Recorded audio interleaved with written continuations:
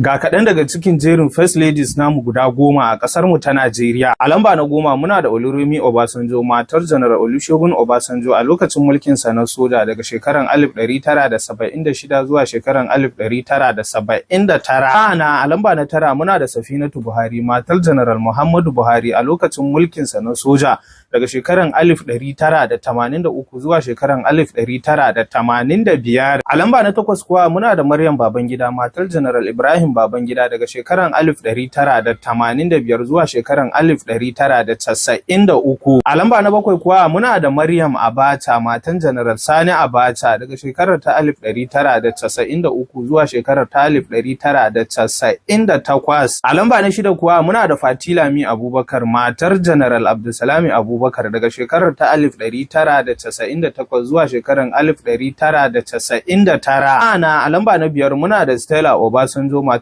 Chief Olusegun Obasanjo a lokacin mulkinsa na farar hula daga shekarar 1999 zuwa shekarar 2005. A lamba na 4 kuwa muna da Turai Yar'adua, matar Umaru Musa Yar'adua, shugaban kwarai daga shekarar ta 2007 zuwa shekarar ta 2010. A lamba na 3 muna da Patience Jonathan, matan Goodluck Ebele Jonathan daga shekarar ta 2010 zuwa shekarar 2015. A lamba na 2 kuwa muna da Aisha Buhari, matan Baba Buhari daga shekarar ta 2015 zuwa shekarar 2023. Sai daga ƙarshe a lamba na 1 muna da Oluremi Tinubu, matan shugaban ƙasa Bola Ahmed Tinubu, shugaban ƙasar mu na yanzu dai daga shekarar 2003 har yanzu dai su ne suke ta mulkan mu. Allah ga mu.